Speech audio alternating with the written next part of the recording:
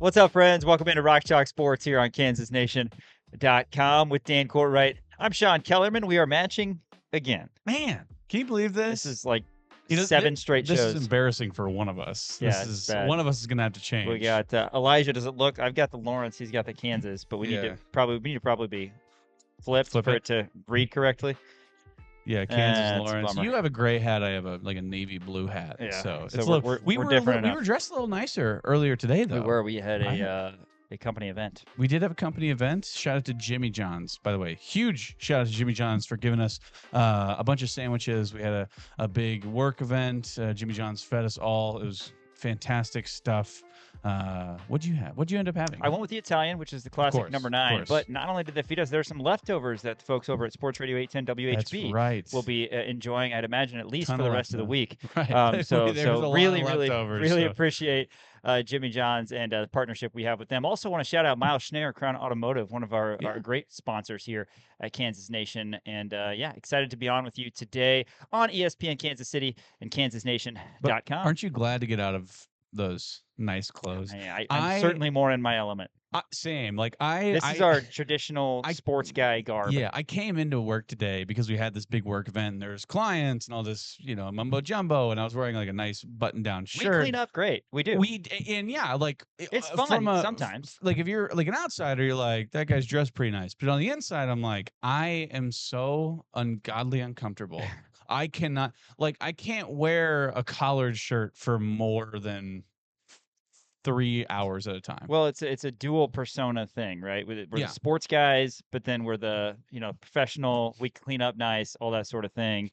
Yeah, the percentages are not 50-50 though. Like wedding's a little different. I mean, weddings is great to dress up. It's great Everybody to dress up for a wedding. Yes, I mean, but like for a work event, you're like, man, I just like give me a t-shirt and a backwards hat, and I'm feeling myself. That's where I'm in my element more. Yeah, well, here we are today on this hump day. Hope you guys are enjoying your week. Another scorcher out there. 60s next week. 60s. No, it's coming. It's coming, and I guess when I said collared shirt, I didn't think about flannels. I'm a big flannel guy. Yeah. I love those are loose fitting and it's loose. I start, once if I can dress up like Luke from Gilmore Girls. Only you're real halfway ones there. are gonna You're understand halfway there with the backwards hat. See, I'm glad you understand that reference. Of course, because you've watched Gilmore Girls. I have watched Gilmore Girls. Man, hey. Tomorrow you are such a Lorelei. We are not going to be here in the Kansas Nation studios tomorrow for Rock Chalk Sports. That's correct. I'm glad you brought this up, Sean. We're going to be out at Hy-Vee tomorrow from 4 to 6 o'clock. It's going to be their steak night. By the way, I mean, in terms of money and also in terms of taste, that's the best damn steak in town, I think. I mean, what is it? $7 for a steak. You get garlic mashed potatoes. It's fantastic. False advertising. I think it's $12 for the Is steak. it $12? Sorry, I know. $7 is the grab and go pizza. That's where I got it mixed up. And $12 $8 chicken enchilada with Spanish rice on Fridays. But yeah, come grab a steak at Hy-Vee tomorrow. Hy-Vee, they're the main sponsor of Late Night in the Fog. Late Night in the Fog is coming up on Friday, so Hy-Vee wanted us to go out there to promote Late Night in the Fog and also everything that they got going on. Their Hy-Vee Kids Club, it's coming back, so really excited to go to Hy-Vee tomorrow, 4 to 6. 4 to 6. Brian Haney is going to be out there, the voice of the Jayhawks, for an interview in advance of Late Night in the Fog. Also going to do a little grocery shopping too. We are also going. Well, of course, we are also going to hear from Bill Self tomorrow. The two-time national champion spoke to the media today. I was over at Allen Fieldhouse. We're going to get into that here in a bit, hearing from all sorts of KU players, a ton on the men's side, a couple on the women's side as well. We're going to have a ton of audio for you coming up today, tomorrow, and Friday in advance of Late Night in the Fog. Again, 6:30 on Friday, presented by Hy-Vee. All right, we'll get into KU football, KU basketball chatter here in the opening segment. We're going to hear from Darryn Peterson, though, next segment. I, like I said, was over talking to the guys. DP already seems comfortable and just am pumped to see him get to work here in Lawrence. So hear everything from him next segment. And then we're going to be joined by the voice of KUSports.com and LJWorld.com, Henry Greenstein. Say so. The voice of a generation. The face of a generation, the Henry face Greenstein. Of an entire state, California. Henry Greenstein is a lot of things, but one thing that he is not is an AP voter for college I basketball. know. He is I only college football in terms of AP You know what's voting. crazy? I knew that too, and I just completely forgot it, and I thought that he still was a basketball Well, I think it was voter. me who butchered it, but Yeah. the Well, air has been Flaherty thought cleared. he was an AP voter too. Well, So, how about that? but KU Mailbag segment coming up right after the 5 o'clock hour. You still have time. Find us on Twitter at the Kansas Nation. Thank you to everybody. We've got a ton of great questions on oh there yeah, already. But if you have any more comments, anything basketball, football, food, dating advice, dating any of that, advice. we can help you with all of that. Yeah, And then at the bottom of those are the only it's K the only the four yeah, things that we always it's K basketball, K football, we could food, do dating we could do some advice, other sports if we anything need to, no doubt really. about that. Big K Speaking of which, baseball. we're talking a little KU volleyball at the bottom of the 5 o'clock That's hour. right. We're going to hear from some other Jayhawks though to close out the show. Again, heard from a ton of them today. Tre White, Bryson Tiller, and Nginyu Ngala. We will hear from in the 5 o'clock hour. All right, let's get into this. Let's start with the news out of KU football today. Dan got a official statement from KU athletics, specifically from Lance Leipold and Travis Goff, and we'll get into that right now. Coach Leipold saying, quote, "I appreciate the Big 12 Conference's thorough review of events that took place during our game last Saturday at Texas Tech. I accept their findings and ultimate ruling. I had an emotional reaction in the aftermath of the game and acknowledge that I need to be better. We are excited to move forward and to finish our season strong." End quote. Dan, I know you've got the Big 12 statement as well, essentially the findings that both KU and Texas Tech have been fined, and then Travis Goff commented as well. Yeah, so I have the official announcement from the Big 12. As you said, both Kansas and Texas Tech have been fined $25,000.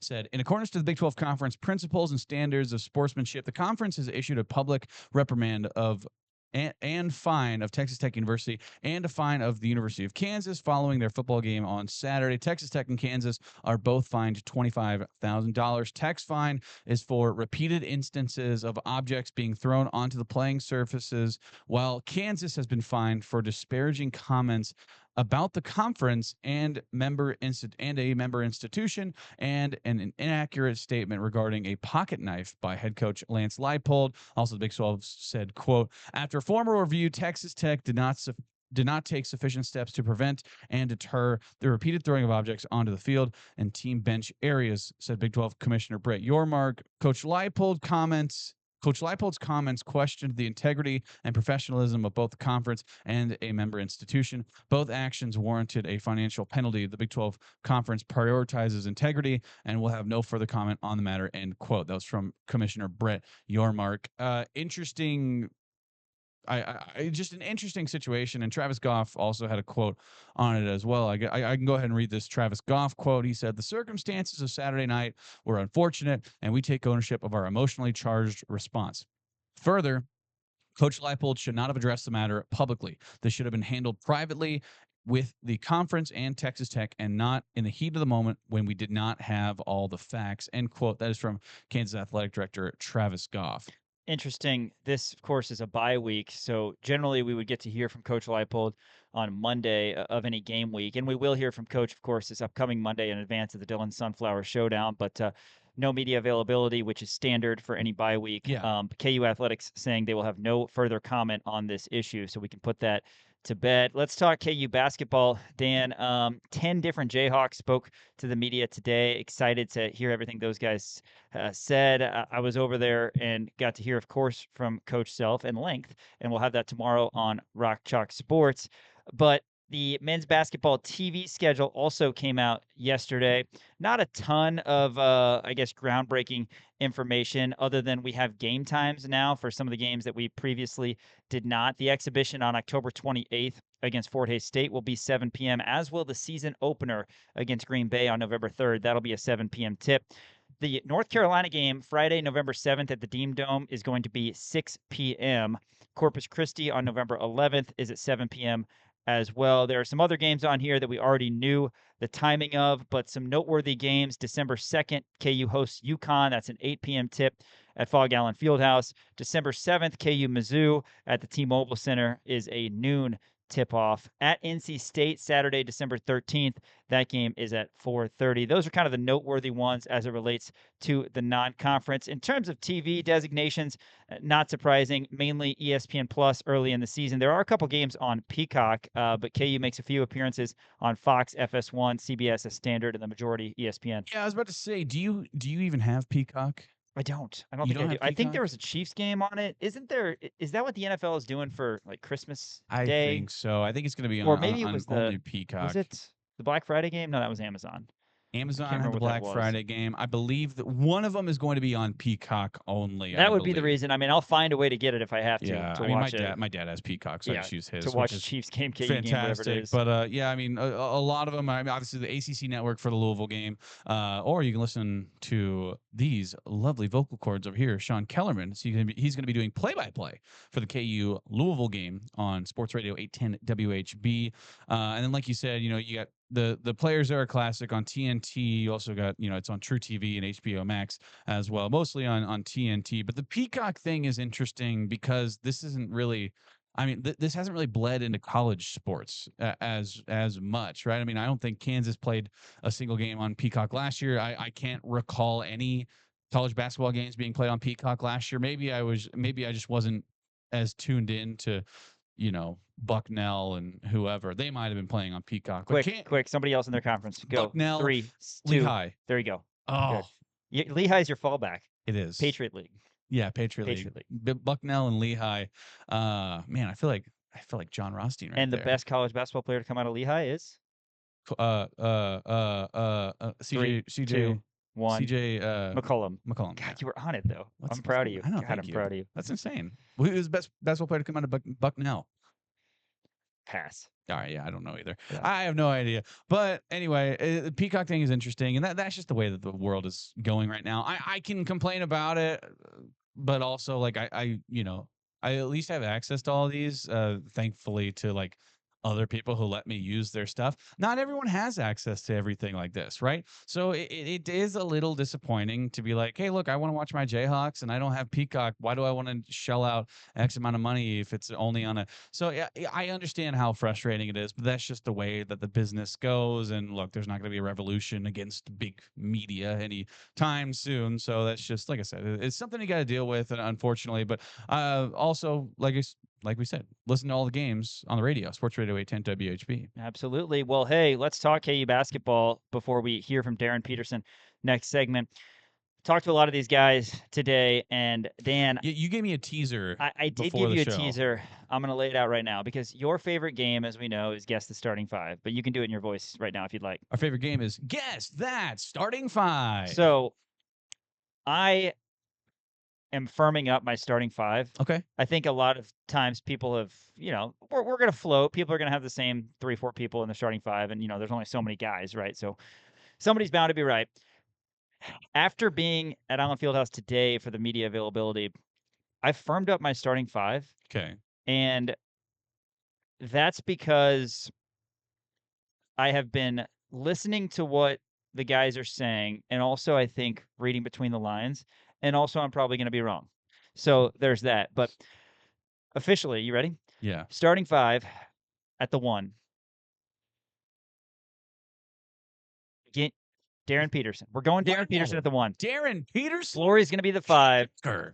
Tre White, a guy that I don't think you are high enough on. I'm not. Honestly, I was listening back to a show. I don't think you're high enough. Like, I love your love for Paul and Bia, but you're not high enough on Tre White. I know. I just want both of those guys. I want Paul and Bia and Flory to both be out there. But after we talked to Greg Gurley today, obviously off air, and he said Paul and Bia just isn't there yet. Like, he's got the length, right? He's got the athleticism, but he's too raw right now. He has to develop more. So, talking to Gurley talked me out of it a little bit, talked me down from that ledge. And also, it just came out that it's going to be Flory Badunga, Darryn Peterson, and Tre White going to Big 12 Media Day. Correct. So that, I mean, within the last probably 4 hours, I'm higher on Tre White than I ever have been. Just because of those two things. You know what? Conversation with Gurley. That's fair. And then Tre White going to Big 12 That's Media fair. Days. I mean, we'll hear things from Coach Self, and then we'll regurgitate them and be like, you know what? That is a good point, Coach Self. Maybe there's a reason that you're in the Hall of Fame. You know? But I do think I do think you need to start coming around a little bit more to Tre White. Yeah. He's yes, we understand he's probably more of a college player, and this is his fourth school. But you look, a lot of guys are like that. I think that's maybe that's the most boomer thing about me. This is like a very old man yelling at cloud thing, but it's like it's his fourth school in 4 years. Like Okay, how well, often does that work out for guys? I've got another guy. Okay. It's his fourth school in 4 years. Melvin Council Jr. Sure. You include JUCO. He was at Wagner and St. Bonaventure, Sure. so KU is his fourth school.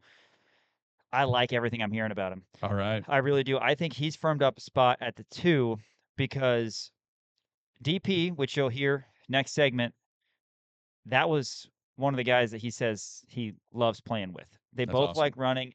Coach Self spoke very highly today about Melvin Council also. And I think the fact that he can be an elite defender is going to be important for this team. Yeah. So Melvin Council's at the 2. And at the 3, I'm going to say what everybody's afraid to say. Cole Rosario is going to start. I'm saying that right now. If I'm wrong, I'm wrong. You ask these guys, Daniel, go. You ask these guys, and you'll hear this, anybody who's listening to our shows the rest of the week. The first guy everybody says, hey, who's the best shooter on the team? Cole. Okay. Unprompted. The first guy everybody says, hey, who's gonna surprise some people on this team? I'd say probably Cole. Who's gonna be better than people anticipate? I'd say probably Cole. I'm sick of it. All right. I'm sick. All right. I'm All sick right. of Damn. people just acting like he's not going to be a top tier guy because he's a freshman. I'm obviously not sick of everybody saying that.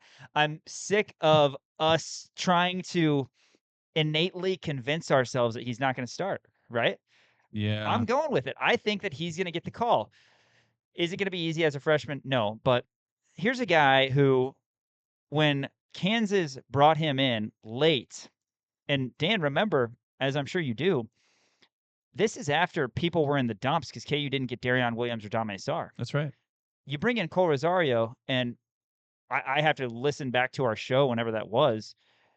I bet we were saying, yeah, he could be a nice depth piece, 9th or 10th. He It'll really be like has 8, 9, 10. He really has had a I wonder meteoric how much we're gonna see rise. of him. Yeah.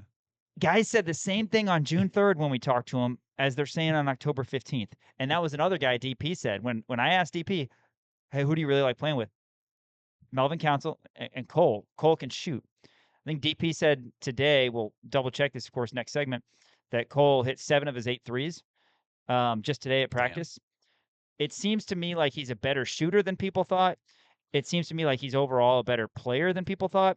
And I think that coupled with what Coach Self said, which as a teaser, one of the things that Coach Self says is that he envisions DP, Melvin Council, and Elmarco Jackson sort of sharing the 80 minutes at the 1-2. Okay. Yeah. So which is fine. There are other options, and again, another spoiler alert.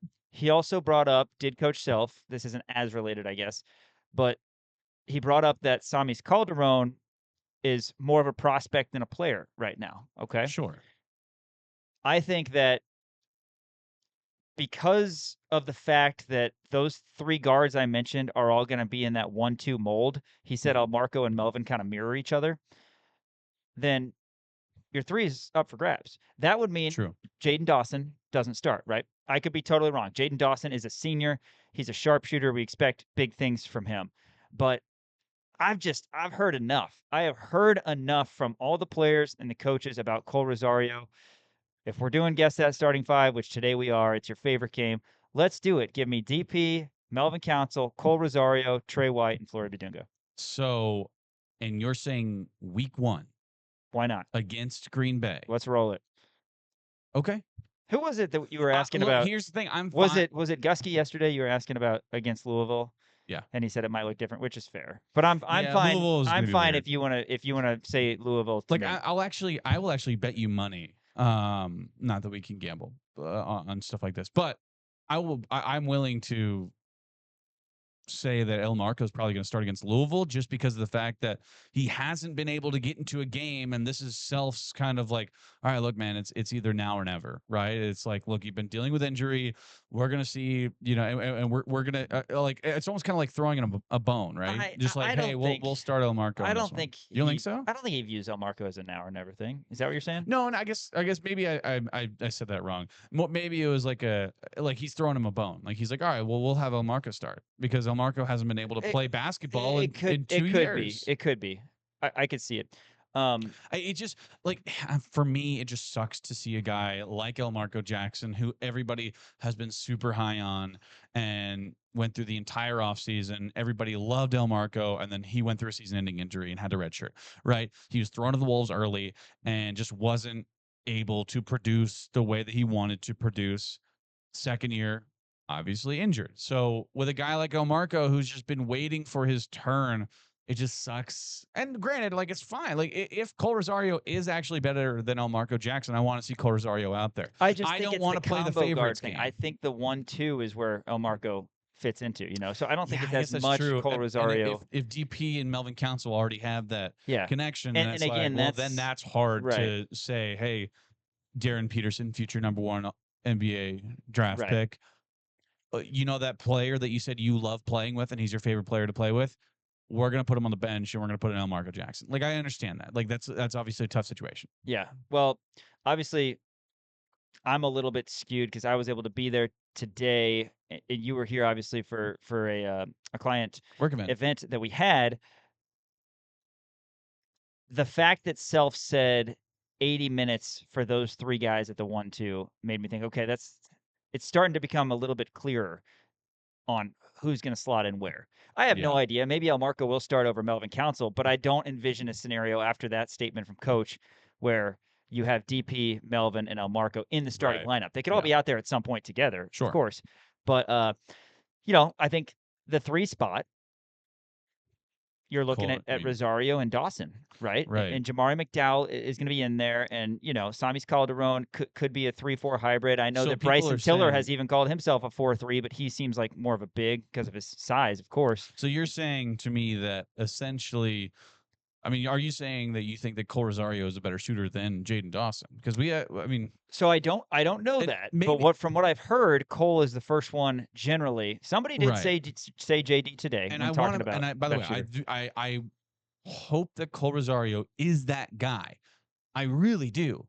I'm playing devil's advocate here by saying, is everybody surprised because he came in early and they're like, well, you should be a senior in high school right now, right?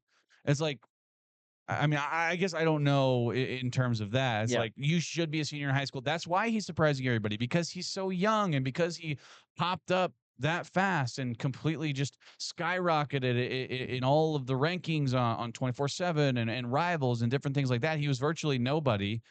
All of a sudden, he was somebody.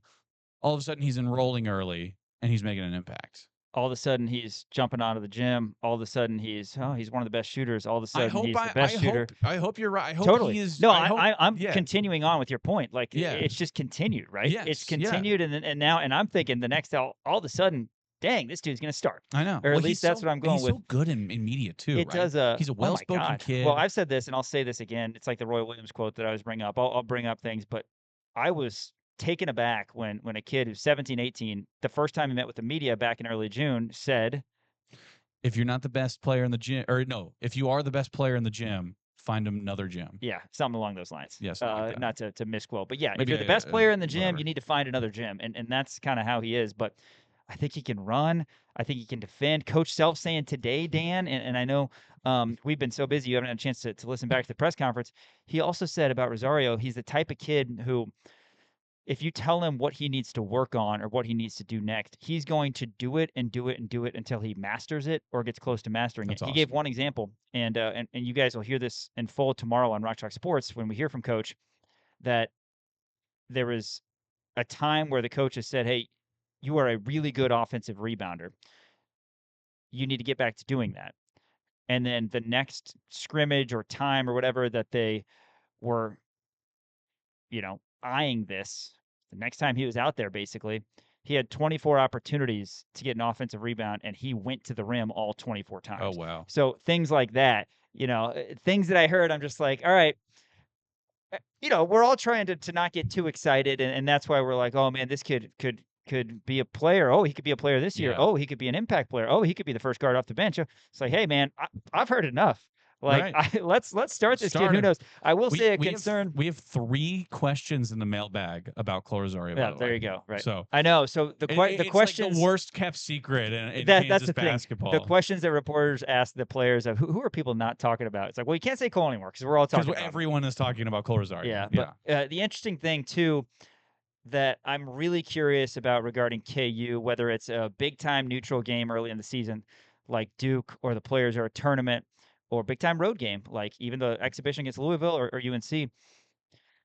You've got guys who last played in high school gyms, right? Yeah. Or AAU gyms, whatever it is. And then you've got veterans like Jaden Dawson, Melvin Council, who have played college basketball, but they've never been in atmospheres like they're going to be in, Right. in Louisville, UNC, Absolutely. etc. So what kind of challenge is that going to be, for the freshmen or the incoming guys? That'll be something we talk about, I'm sure. Yeah, I mean, I guess that there is that where it's like, hey, we're gonna we know who's really good at practice, right? Who's the gamer? Who's the guy who thrives in those hostile environments? Because, like you said, you're going to be at the Yum Center. Now it's an exhibition game, but it's still probably going to be a ruckus arena, right? Mm-hmm. They're still going to show up. It's still going to be an electric game. So, I mean, yeah, it's. Sometimes the lights do get too bright. We're going to see who that is. Again, hopefully it's nobody. Yeah, well, Right? it Hopefully seems these like we got a guys team full of understand. dogs. I mean, we've said Right. it before, but it sure does. Yeah. Starting with DP and Council, so Absolutely. we'll see. But yeah, no, excited If to you get eat a KU dog, a dog basketball going. Right. Yeah, 6:30 on Friday, late night in the fog. The KU men's and women's team will scrimmage, of course. They've got all sorts of entertainment over at Allen Fieldhouse, and we're going to have all sorts of coverage the rest of the week on Rock Chalk Sports. After this, you're going to hear from the man of the hour, Darryn Peterson. Thanks for listening to ESPN Kansas City and watching KansasNation.com. This is Daniel Highshaw, and you're watching KansasNation.com. Well, from everything I heard today, sure seems like Darryn Peterson is as good as advertised. In fact, I was talking over to Samis Calderon at one point, and while I was there getting audio from Samis for about 5 minutes, 3 different reporters came over and asked him how good About DP is Darryn, when yeah. the other one had left. I'm like, all right, I'm starting to feel kind of bad now, but Right. that's kind of what happens when you have a star player on your team. Let's hear from Darryn Peterson earlier today. What's life like at the University of Kansas, potentially starting point guard? What's it like? Yeah, for you. It's been fun so far. Enjoying college a little bit, going to class, being on campus. Really just basketball for me though. When you signed your coach, Self, on a number of occasions, spoke about your abilities and what you could potentially mean to this program. What makes Darryn Peterson Darryn Peterson? I mean, obviously the work ethic is there, but like aside from that, what motivates you or what makes you who you are? I'd say my family, just my upbringing. Never really had much out of work, everything I got. Really just being who I am as a kid. I'm just an 18-year-old kid, just enjoying life, enjoying playing basketball. It's my dream, so it's fulfilling it. Multiple guys today have talked about just how impressive your basketball IQ and just some of the things you're able to do at such a young age. Where do you think that comes from? Just playing against older people when I was young. I had a lot of people I watched when I was young. My dad was a coach, so I was around basketball pretty much my whole life. So I think I just took something from a lot of people's games. How excited are you to get in front of the fans on Friday night for late night? Super excited. I heard it's a circus in there, so it'll be my first time playing with like a huge arena like that. So I'm super excited for it. Since stepping on campus, is there something about this program that has maybe surprised you that you didn't expect? Probably right now I see people camping out for late night on Wednesdays, not until Friday, so that's crazy to me. I know AP, I think, has you ranked 19th. What's the ceiling for this team? How good can you guys be? Is it something you guys talk about? Or? Championship, obviously. Yeah, I think that's our ceiling, championship. But we didn't really pay too much attention to the ranking. We know we're capable of. You think the talent's there? Yeah, for sure. What's the chemistry been like with Flory? Just kind of getting used to playing with the new big. It's been great so far. Me and him are trying to make plays for each other a lot. I think we're going to be one of the best two-man plays in the country. When you got the ball in practice, who's the most annoying defender? who's on you? The most annoying defender. That's a good. toughest to get past, or because we don't call foul or nothing, so Yeah. everybody, honestly. Probably I'll give it to G. He likes to play plays and small, quick hands and stuff, so probably G. how about the shooters on? Go ahead, Shay. Is there a player that since you got here that surprised you, maybe stood out a little bit more than maybe what you thought? Everybody, I think we all consistently get better, so I say everybody. How about the shooters on this team? Who's maybe an underrated shooter, and who do you expect to fill it up from deep? Cole, I think he probably just went 14 for 50, or like 7 for 8 in our scrimmage today. So from 3. So Cole, Best dunker? Best dunker. Florida. Has Coach talked about expectations for this team, or does he kind of set bars for you guys? Yeah, he's on us every day saying how good we can be and we got to be better. So I think he believes in us and he says it a lot, what we can do. And it's really just on us to go out and achieve it. For you personally, is there anything you've been working on since you've arrived on campus, or the coaching staff has maybe emphasized with you to work on? Move without the ball is a huge thing for me. My past schools, I've been on ball like the majority of the game. Now I got to be able to play off it. Is there a guy in the backcourt that I know you guys all enjoy playing with each other, but is there a guy in the backcourt that you particularly really gel with or like playing with? Melvin. He's kind of got that attitude a little bit. Yeah, we need somebody like that on your team. I think that's it for us. What's the biggest difference for you when you're off the ball versus on it? Is it just a mental thing? Is it understanding what's happening around you, or what? Right now it's really just adjusting to playing off it because, like I said before, I'm used to being on it. So just getting used to it right now. Then I think it's easier, well not easier, but harder to get the ball when you're not on it because that's when they'll just deny and probably try to shut you out. But I think I'm getting better at it and I'll be ready. It's a team game, but do you have private expectations for yourself, or as coach said, hey, we need you to average this many or do this or that, or have you thought about it? Yeah, I got some individual goals, but I don't really put them out there. I keep them to myself, but I'm a team guy. I just want to win games and see everybody succeed. When you're at your best, how can you elevate this team? Bring a lot of stuff to the table, defense, leadership, playmaker, and score. You still working with Jock every day? I am, yep. What are some of the things that you guys have really been focusing on together? Really just listening to my body, honestly, because season's coming up, obviously, so we don't go super hard when we go, but just turning in on small stuff. I don't want to put my secrets out there for everybody, but we was focusing on a lot of small things that's going to help me succeed this year. Have you gained any weight since you've been here? Yeah, for sure. I'm at like 208 now. It fluctuates just because we've been running and stuff, but I want to play at like 208, 210. And how much of a difference is that from high school? High school, I was around like 200, so significant jump. A lot of people talk about your work ethic. Talk to me what goes through your day to day. What a typical day looks like for you. Morning, we got weights in practice, and then after practice, I either just get some free throws up and shots, and then I come back later on, and I've been working out in the field house because we're going to start playing there soon, so trying to fill that out with depth and stuff. It's different, obviously. Then at McCarthy, I try to get up 100 free throws a day, trying to shoot 90% of the free throw line, and then probably just some more shots there, and then whatever I do with Jock that day. Do you have like an X amount of three-pointers you want to hit in a day? One more time, I'm sorry. Do you have like an X amount of three-pointers you want to hit in a day? Not really. I just get up whatever Jock wants me to, and then just shoot. I don't really keep track of it. Your rankings in the high teens, 19, 20, get this team's attention given the history of this program right here?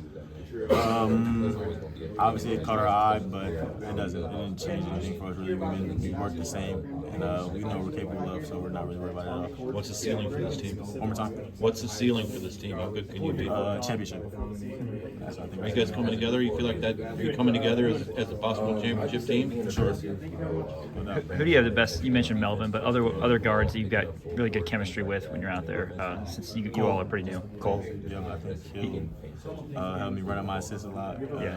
He doesn't miss too many open shots, so any open look he gets is cash, I think. Does Coach want you guys to go up and down? One more time. Coach want you guys to go up and down, quick, play fast? Yeah, no doubt. Okay. He's on us a lot about that. Over summer, you said Florida was the guy you were most excited to play with. How has the chemistry worked out between you guys so far in practices, and what does the duo look like so far? Great. I think me and him are playing super well together right now, and we just consistently been getting better. Looking for each other. I see what he likes. He knows what I like. So I think people are gonna have to respect our two-man plays for sure. That was Darryn Peterson a little bit earlier. Today, we're going to have all sorts of Jayhawks. We got Tre White a little bit later, Bryson Tiller, Nginyu Ngala, and then the rest of the week as well. Hear from KU men's and women's basketball players. Late Night in the Fog, Friday at 6:30. Henry Greenstein, well, about 4 minutes from now. He comes to us from KUSports.com and the Lawrence Journal-World. Catch him next on ESPN Kansas City and KansasNation.com. Hey, this is Cole Ballard, and you're watching KansasNation.com. Welcome back to Rock Chalk Sports here on KansasNation.com and ESPN Kansas City. Sean Kellerman and Dan Courtwright. We're going to be joined now by Henry Greenstein, KUSports.com and the Lawrence Journal-World. California knows how to party. No one parties harder than Henry. Henry, let's talk KU basketball. We were over at Fog Allen Fieldhouse today to hear from the guys. They gave us, 10 guys that we're going to hear from the rest of the week on Rock Chalk Sports. Give me your take. I mean, so many things. I said in the opening segment, I don't know who on the roster hasn't been able to speak highly of Cole Rosario, because unprompted, all these guys are saying he's that guy, but a lot of high praise for DP as expected. Just kind of overall, your thoughts on what you heard. You buried the lead there. He said Cole Rosario is going to be a starter week 1. I did say that. I did say that. I put my foot down. And here's why, Henry, and you can give your take. Somebody needs to say it, right? I'm going for it, because every answer these guys gave, it seemed like the first guy was Cole Rosario. If it's not the first, it's the second. Who's the best shooter? Who's the best 50-50 ball? Who's the best offensive rebounder? Who are people going to be surprised by? It seems like this dude is always in the top 2. I totally get it. And I don't think that's a crazy thing to say. The thing working against him is that he's a freshman who enrolled early. But on the other hand, we know that Jaden Dawson has a sore knee and has just missed a little bit of time. It won't be anything serious, but and we kind of feel at this point like Darryn Peterson and Melvin Council are locked in the top 2 starting spots, especially with what Self said today about how essentially there will be 80 minutes that are split between DP, Melvin, and Omarco.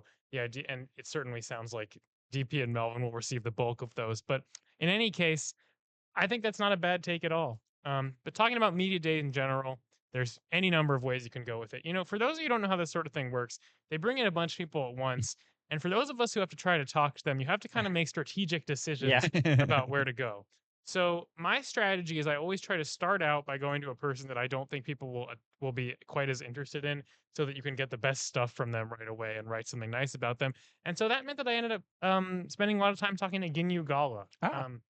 He's got a really interesting story. I mean, you guys some of it is clear just from knowing his bio. Like, played in Canada for 5 or 6 years. Now suddenly he's a KU. And not a guy who's expected to have much of a role this year, but he's embraced that. He knows he's here to be an old and experienced voice in the locker room and to share what he's learned over the course of his tenure. This is a guy who several months ago, his choices were starting a pro career overseas or going to Robert Morris, FAMU, or UNLV. Those were some of the other schools that had offered him. And then he gets a call from Bill Self in July, and that sort of changes the calculus somewhat. Yeah, isn't it interesting? And I'll let you continue, but I was thinking about this just in the 2 or 3 hours since we were over there. What an opportunity for him, because I was kind of digesting what Self said. We'll hear this in full tomorrow, but he basically said he's going to be a really helpful practice player. He's going to play, but they brought him in partially because he can be that pest for Darryn Peterson, kind of an undersized guy. And what's funny is I asked Darryn Peterson who's the most annoying defender, and this was before Self even said that, and he said Nginyu Ngala was the most annoying. So there is that. But yeah, what a cool opportunity. Like, I've been thinking about the last couple hours, because I mean, yeah, you might not play a lot, but you get a chance to play at Kansas. Yeah, and not only that, he sort of sees this as something he can leverage into having more opportunities for his eventual professional career, which makes perfect sense. A lot more people are going to be watching your games, frankly. So it was really fun to talk to him.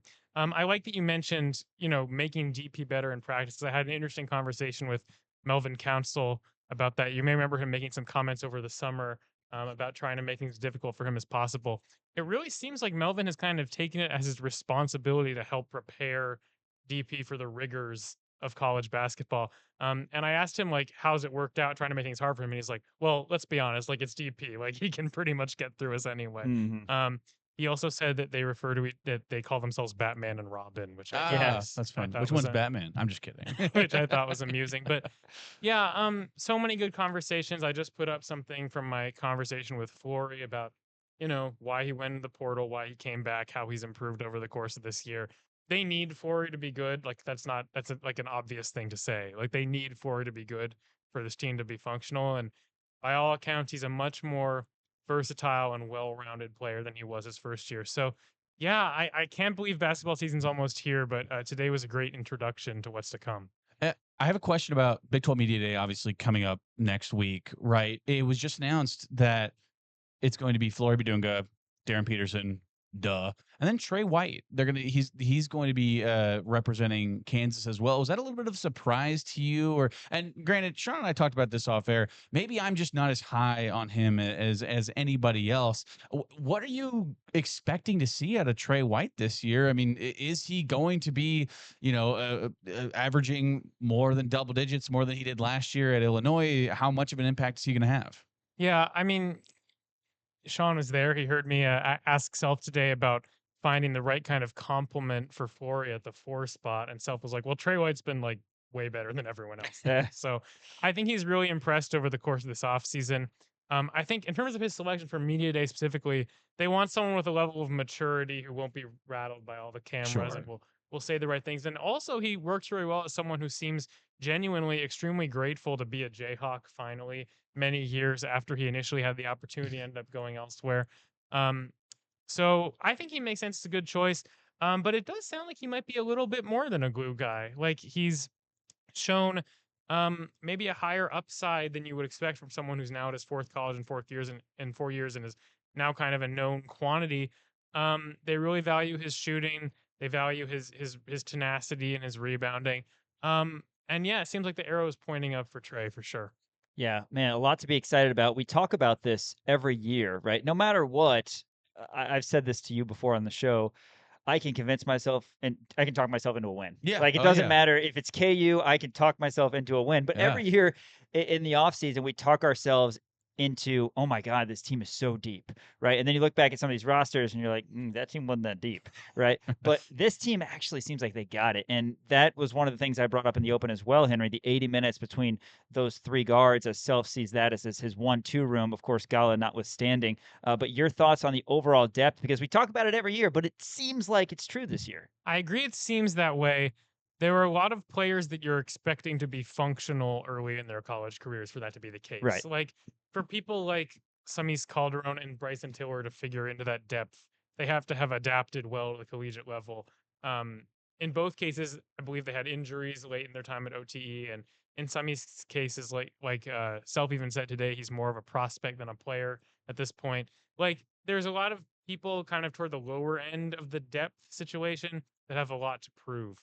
We don't know who necessarily might end up redshirting. You'd have to think Corbin Allen would be the number 1 candidate on that list, but Self basically said today he doesn't have those conversations until around when games get going. So with all that in mind, I agree with you in theory, Sean.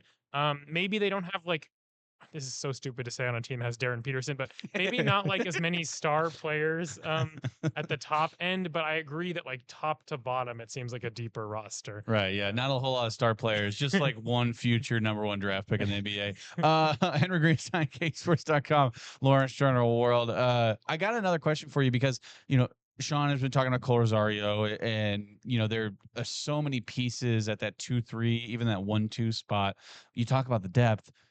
Look at Marco Jackson, right? This is a guy who was thrown to the wolves his first year and just wasn't really where he needed to be. All of a sudden, he made probably the biggest jump out of anybody in the offseason and then had to deal with a season-ending injury last year. Where do you see him slotting in? Or should we expect to see him playing, half the game, a quarter of the game, 3/4 of the game? Where do you see him slotting in at? I mean, he feels like a 7th man in the rotation right now, maybe. I mean, we just heard that he'll be spelling those 2 guys a lot. There's a lot of minutes available there.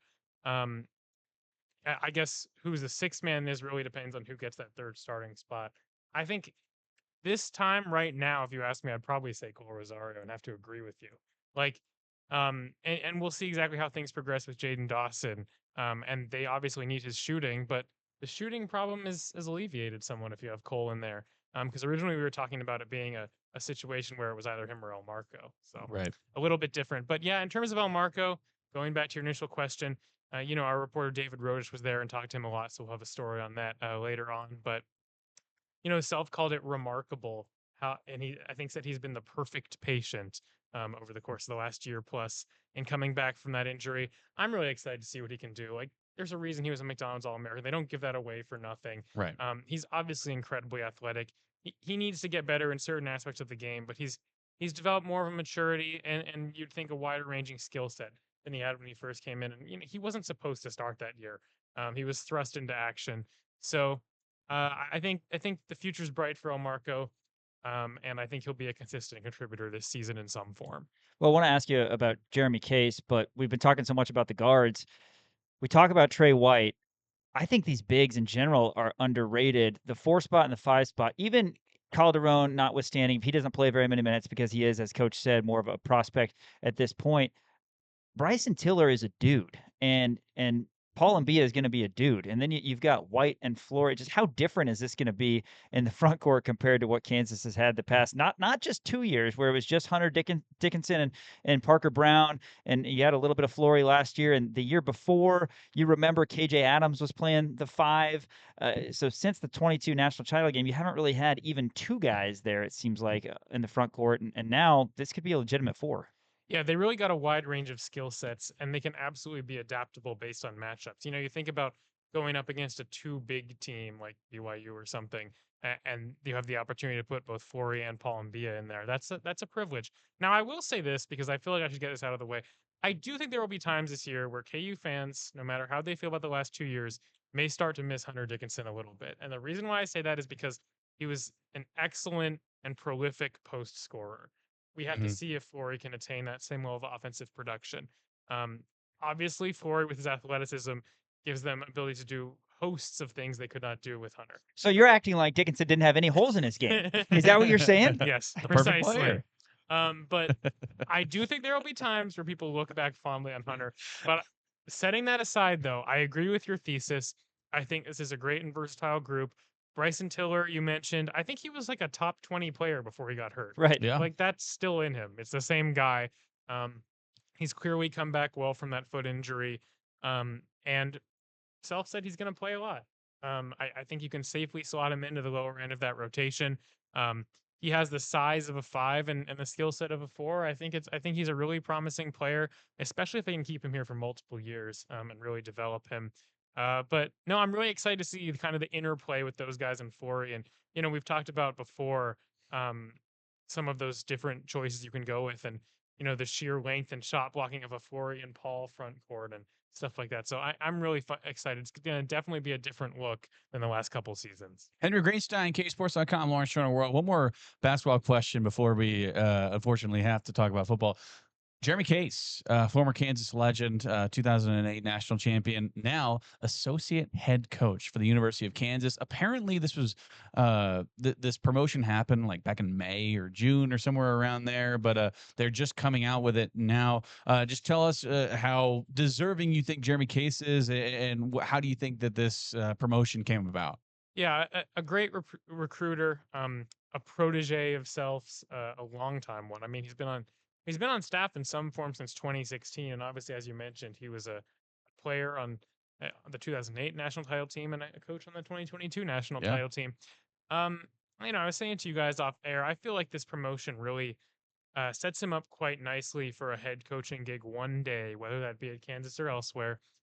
Associate head coach is a prestigious title, and if you look back, Self has not handed that out often. As far as I can tell, I know Norm Roberts had it the first time he was at KU. I'm not totally sure there have been many, if any, other associate head coaches under Self. So this really speaks to the great level of respect that Case has commanded. I think that Self thinks he's really well suited for the modern age of college basketball because he combines the recruiting ability with like on-court smarts and potential to succeed in a coach in that respect.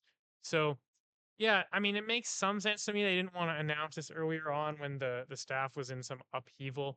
But right now, it certainly speaks very well of Case. And like I said, even if he doesn't end up being the future head coach at Kansas, being the associate head coach at Kansas is a gateway to a power conference coaching job. One of our favorite guys to talk to on the Jayhawk Radio Network, associate head coach now, Jeremy Case. Let's talk football. Your reaction to the 42-17 loss in Lubbock. Now, unfortunately, for the second straight bye week, we have to wait another week before we play again, right? But Texas Tech looks like the real deal, and KU showed some resiliency, but ultimately it was all Red Raiders. Yeah, I mean, if you look back at the bye weeks, Sean, it's 5 straight bye weeks they've gone into with a loss, and then 5 straight games they've won after a bye week. There you go. So, of course. So you're 70% sure we're beating K-State. Well, I believe Michael Swain may have referred to it as an unstoppable force meeting an immovable obstacle, where you have this bye week streak going up against the Sunflower Showdown. Oh, streak. right, yeah. So we'll see. One of them is going to get broken. Obviously, one of them is a lot more significant than the other one. Right. But yeah, Texas Tech game, kind of hard to know what to make of it. I mean, on some level, it's not a surprising result that they lost to what is obviously a top 10 team in the country on their home field at homecoming. On the other hand, it was just like a weird game. Like KU comes out and looks completely terrible for the first 19 minutes, then has 11 really good minutes. And by the way, they were pre-halftime. That's the best pre-halftime sequence KU has maybe ever had. Right. Yeah, they're usually terrible in second quarters. You score a touchdown, get a stop, and then kick a 55-yard field goal. By the way, Leif Marjan, I think there's now only 4 kickers in the country who are perfect. He's still one of them. Nice. I mean, if he keeps it up, the Groza is within reach. So anyway, and then they come back out in the second half and can't really do anything. I think the quarterback run game with Will Hammond really mixed them up, even though Leipold said post-game that they knew that Tech did that with Hammond. KU was clearly not prepared to stop it. And then, man, short yardage, no matter who's the offensive coordinator, KU's had trouble in short yardage in recent years. And that was a pretty dire pair of 3rd and 1s. But on the whole, kind of like I said after the Missouri game, I don't know this is a game that really changes your outlook much on KU for the season.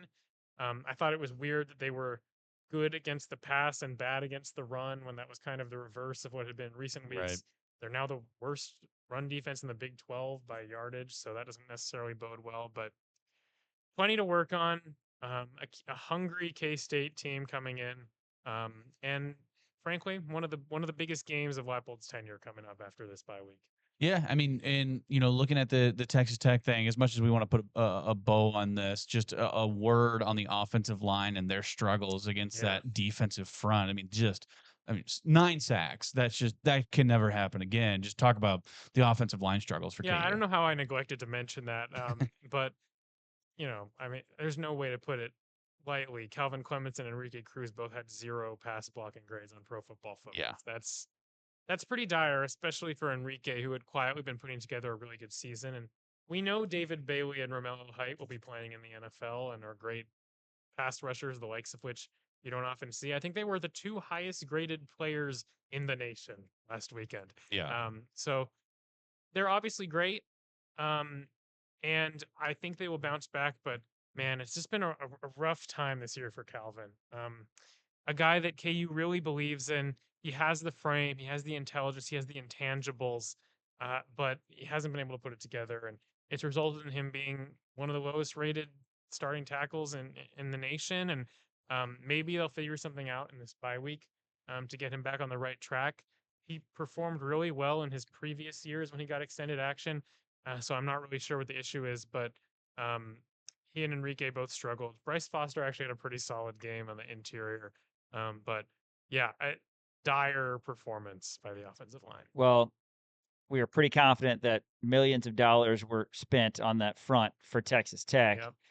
If they're able to get to, say, the national semifinals or anything like that, I mean, that's going to be pretty good return on investment there for Tech. But, yeah, they're a team that certainly should be in the college football playoff. I don't see them losing a game. We were talking about their schedule the rest of the way, but we'll have to wait and see. KU certainly won't be facing a team as talented as Tech the rest of the way. We'll save K-State for next week, but certainly the run game, Avery Johnson, KU was good against, Markiol and Sorsby and Perbula running the football as the quarterbacks. But that's going to be another challenge for Avery Johnson. And yeah, it wasn't good seeing what Will Hammond did. Hey, let's talk KU volleyball, KU soccer. Volleyball took care of business, and now they head down to take on Houston. Another chance to pick up a victory. And Matt Ulmer, I think I saw on Twitter today, you might have seen this. He is offering to do something insane depending on the number of tickets sold for the Dillon Sunflower Showdown, October 24th, KU K-State volleyball in Allen Fieldhouse. Yeah, I like the tease you set up there, Sean. That would make a great like clickbait headline. Yeah. You'll never guess. Yes. We're slowly getting into that. Thank you for setting me up. Ulmer has offered to do something which I believe he did at Oregon, which is sing the national anthem. That would definitely lend a special air to that game. I didn't even see this. Yeah. This is awesome. He said it on Hawk Talk yesterday. But yeah, the team's in a pretty good place after beating Texas Tech very handily, probably the worst team in the league, and then Iowa State, which is always competitive, 3-1. Matt Ulmer has a lot going for him. I mean, he's tall, he's got great hair, he has a great family, he's the head coach at KU, and he can sing. I mean, are you kidding me? Man.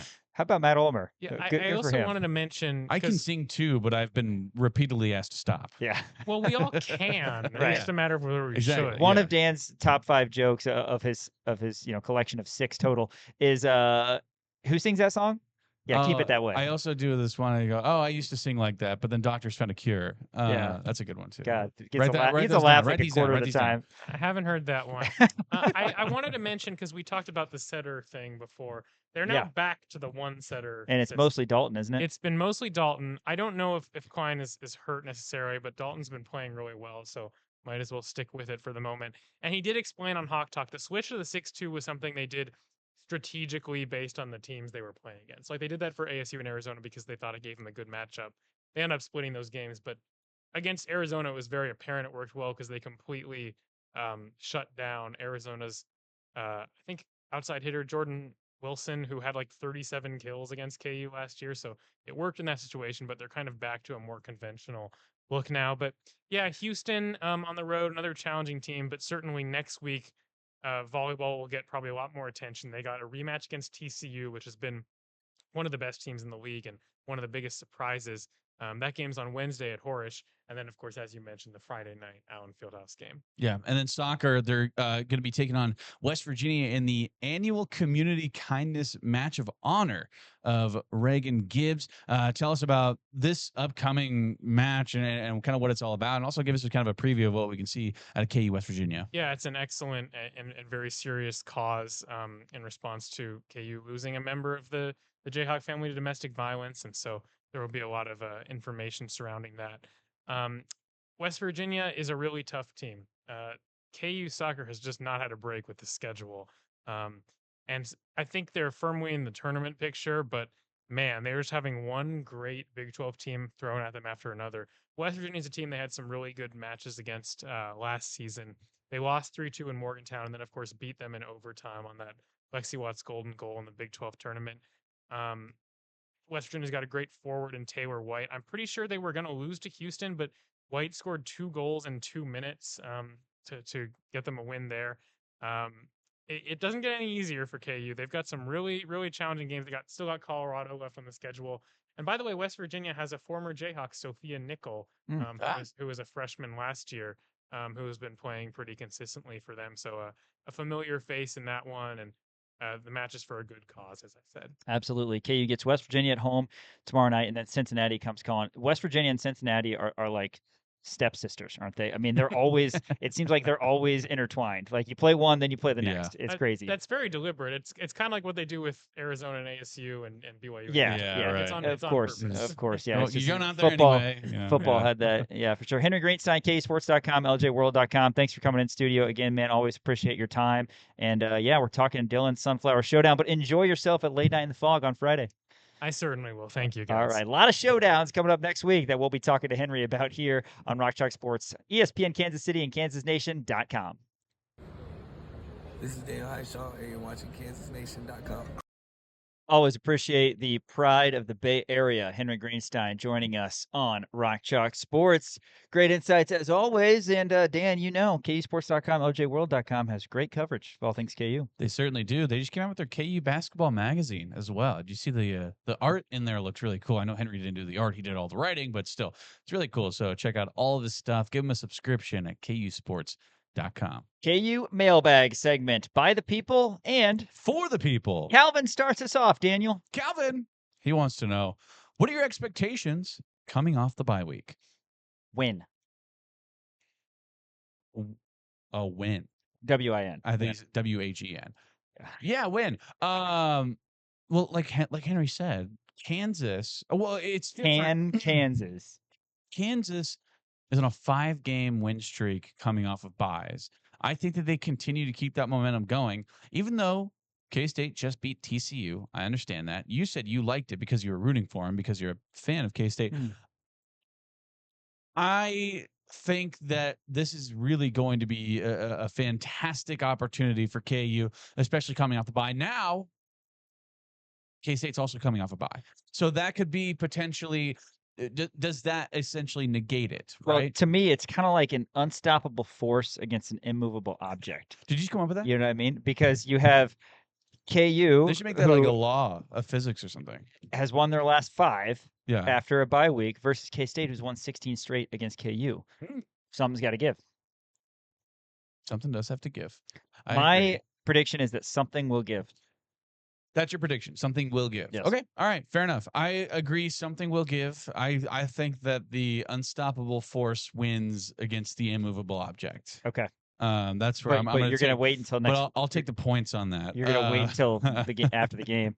Yeah. Jim wants to know which kind of bear is best. That is not a real question, guys. That is directly from The Office. Come on, Jim.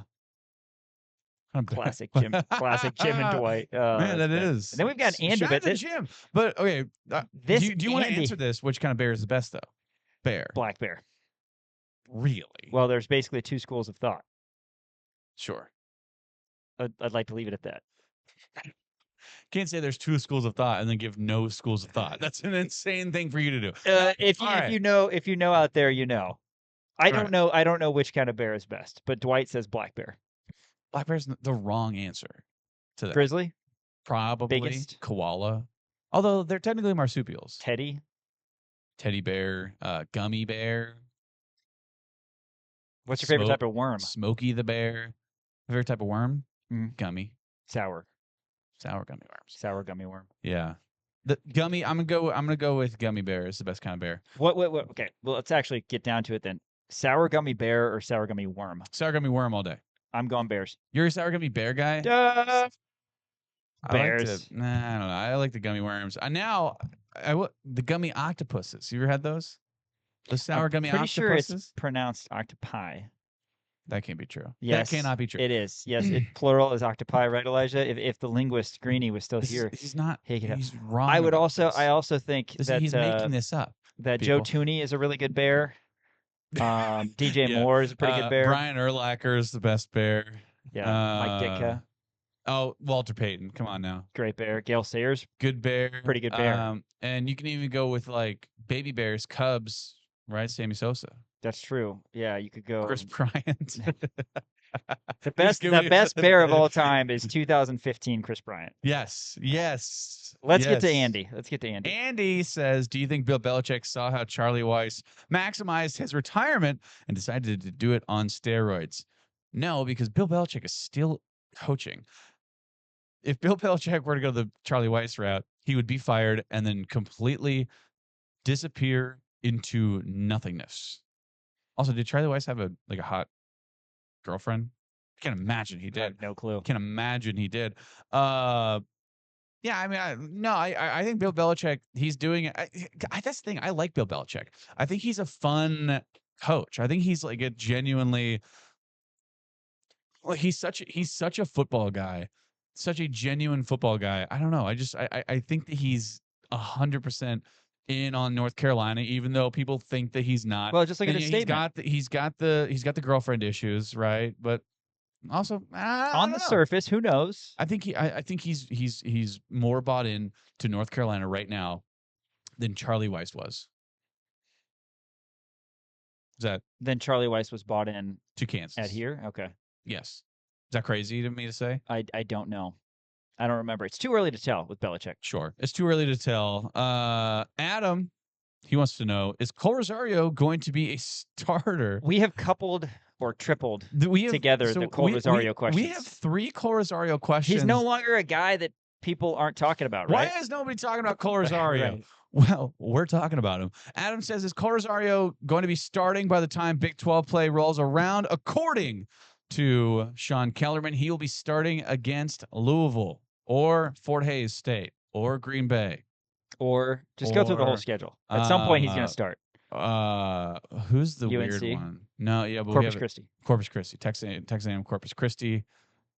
Dude, I kind of think I don't know if it's actually going to happen, but I kind of think this is such a new team. I hope It's so. like just put your 5 most talented guys. Like, would Cole Rosario be a top 5 most talented guy on this team, Sean? Right now? No, seriously, that's a legitimate question. I wanna preface this. Top 5 most talented what happened guys last year. I was taking this a completely different way than you. I'm saying age. Oh wait. Are you saying this was going to be like if you put the most talented starting 5, it's going to be bad because we did it last year? No, I was legitimately asking you if Cole Rosario. I will. No, so if you put your most talented starting 5 out there, we did that last year. AJ That's Storr. still not what I'm saying. AJ Storr is the most was one of the most talented guys on that floor last year. That's still not what I'm saying. I'm saying. What are you saying? Who are the top 5 most talented guys on this roster? That's all I've been trying to say. Okay, sure. Is he in the top 5? I mean, from everything we've heard, maybe yes. Is Tre White in that top 5? I don't know. It's a tough call. Super high on. Everybody's so high on him. So I'm gonna go shocker, hot take, Darryn Peterson, Flory. And then I mean, I think Marco's so talented. He's so gifted. He was a McDonald's All-American. Like Henry said last segment, they don't just hand that to anybody. And it is tough too, because you have guys like Mbia or Calderon who like have it the raw talent, but not the development yet. So anyway, another follow-up from Adam. You know what? I can see. Will he be starting? January 3rd? Will he be starting? That's a question. You thinking yes? Yeah. All right. Sure. That's exactly 2 months after Also, Adam has a bonus question. He said over under 2.5 losses at Allen Fieldhouse this year. Under? Yeah, we had 3 last year. That almost never happens. Under. I'm gonna go with the under 2. I'd set the line at 1.5, and I'd still go under. Really interesting. Yeah. We must protect this house. What was that? Under Armour? That sounds right. Yes. I can't spell schedule. What are you looking up? The KU basketball schedule. I need a refresher on the home games. Oh, for this year? Yeah. Well, we've got Houston. Yeah. Got Iowa State. Tough. Got K-State. BYU. UConn. It's gonna pain me. Nope. I'm still gonna go the over. Sorry, the under. I'm gonna go with 2. They lose 2. I'll go 1. Do you lose 1? I'll go 1. That's fair. KU Najee has a Cole Rosario question. Will Cole Rosario's stat line this year look more like freshman year Christian Brown or sophomore year Christian Brown? That is a solid question. Christian Brown, as a junior, people probably don't remember, that national championship game, 12 points, 12 boards. CB. Hit the glass. So Christian Brown's freshman year started in 5 games, played in 31 games. According to Sean, Cole Rosario is going to get more than that. Averaged 5.3 points per game. Does Cole Rosario, as a starter, presumably have more than 5.3 points per game? If you don't think he's a starter, you can just say, do you think he has? I think it's too early to say. Like, I have to watch the Louisville game. Now, granted, we saw the Illinois game the Arkansas game last year, and I go, oh my gosh, Rocky's Passmore is going to be a monster for this team, and then wound up being not. So I have to watch him in a game situation first. Is all I'm saying. I don't want to jump to conclusions because I've been hurt in the past. No, that's totally fine. But with that being said, I just have to. Are you opting out of answering this question? No. Is that what you're saying? I'm going to say if he's a starter, it's going to be more like sophomore year Christian Brown, who averaged 9.7 points per game. Okay. And if he's not a starter, I can see him 5.3. I can see him even potentially more. Right. But So is he a sort better of shooter than Christian Brown was his freshman year? So in a way, Dan's opting out of this question. Not opting out. I answered the question. It's got the if then scenario. I'm going to say it's more like sophomore year Christian Brown than freshman year Christian Brown. I'm going to opt out. All right. Chris wants to know, do we envision Cole Rosario being an Energizer Bunny type first guy off the bench like T-Rob was his first year? Ooh. Interesting comp. So with new developments, he might not be coming off the bench. I think he will give you a spark of energy, though. I actually like this, right? Because there was a quote that Marco Jackson said today. Everyone calls him Steve Rogers because the guy just never gets tired. And Steve Rogers is Captain America. / the guy who played for the Expos who looks just like Cole Rosario. Haney and I at the press conference today, Haney Googled him because Bill Self brought up that he knew the name Steve Rogers from when he played with the Expos, and the dude looks like Cole Rosario. It's weird, but apparently that's also Captain America. He's got a mean mustache. Steve Rogers, and the you've baseball seen, and player. you can check out, for anybody who doesn't know, the Jayhawker podcast featuring Cole Rosario. That's right. Good. KansasNation.com. Good plug. Look at you. Thanks, man. Promoting the brand. Yeah, I can see him being sort of a spark of energy if he's the kind of guy who just doesn't get tired and is, bouncing around and getting off screens and playing hard defense and getting offensive rebounds.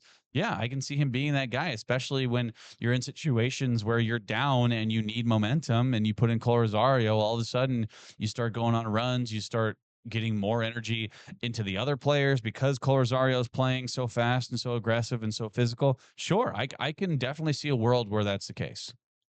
Yeah, I think for sure. One thing that the guys have said about Cole, in addition to the other things that I brought up throughout the show, he doesn't get tired.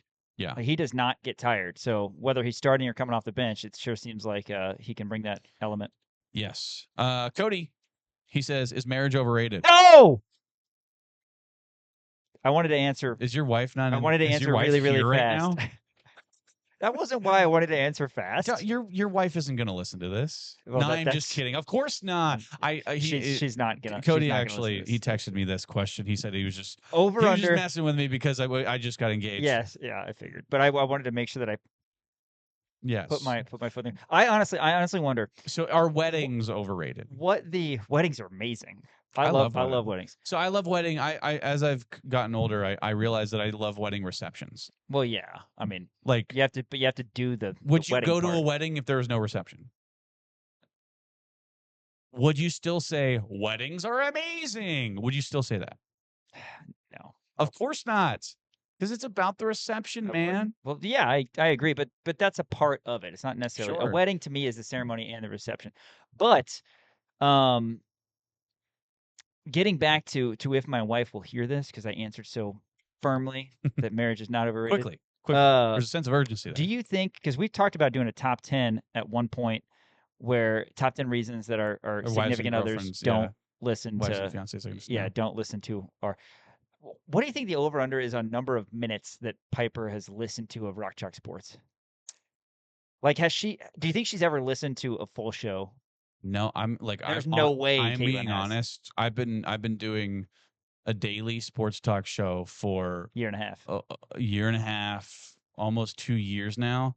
I'm gonna set the over under like 20 minutes total. Caitlin would hit the over for that, but since we've been she's a teacher, so she does work during the summer, but not as often. Sure.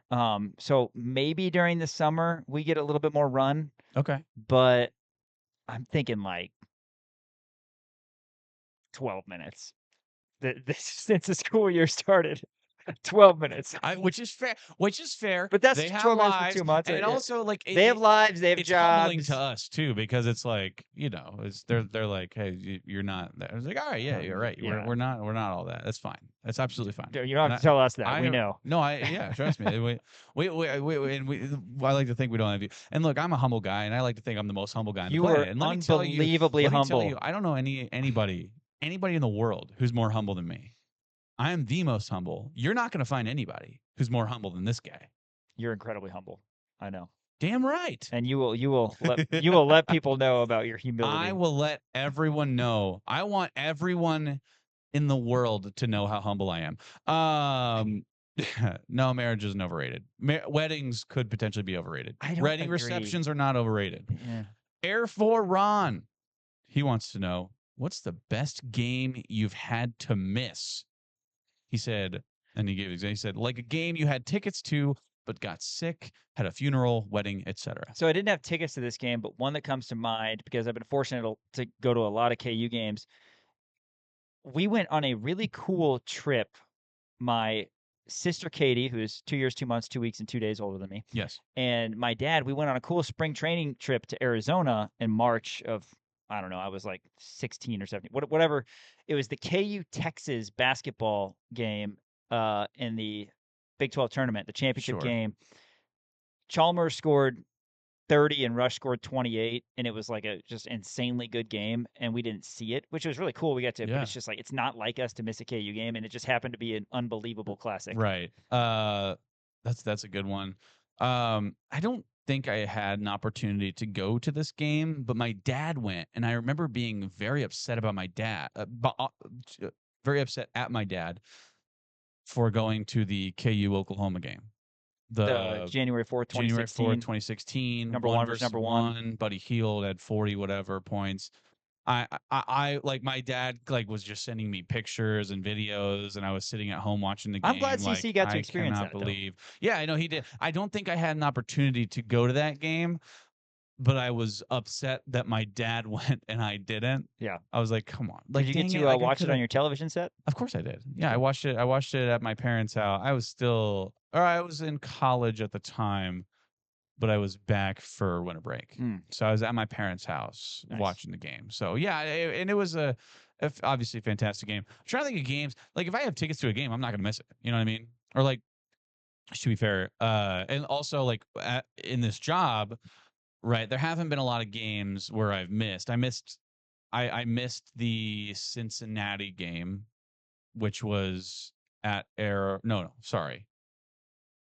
I missed the West Virginia game, but it was in West Virginia for a wedding last year. But I wasn't able. I wouldn't have been able to go out to West Virginia anyway. So yeah, there's not a lot of games where like I had tickets to, and then like something came up, and I've had to miss them. Yeah, fair enough. It's a good question though. I maybe I need to go back into my brain and see. Elliot, he has a couple of fun ones. He said, "Who's your favorite teacher in elementary school, middle school, high school, and why?" Wow. So Sean, I mean, because you're did they have Teachers, anything no. other than one-room schoolhouses back when you were in elementary school? So it's elementary, middle. Yeah, I don't even remember some of my teachers' names. Right, because it was so long ago. You had like a stone slab, and you had to chisel the letters, right? So was there? It was more so hieroglyphics than letters. Okay, sure, yeah, because obviously English hadn't been. Yeah, it was cave paintings. So my first grade teacher, Mrs. Gleason, this nice old little lady, just was very, very sweet. Loved her. Mrs. Darrington in middle school was great. She was the English teacher, and now I'm a grammar freak, similar to the California Kid. Nice. In Henry Greenstein. High school, every kid in my class, I went to Rockhurst, as you know, had a crush on this female teacher. Her name was Mrs. Flowers. Literally. And Flowers. That's like one of the more memorable ones because that was the big, talk of the town. I get you. Yeah, no, that's a good one. And then college,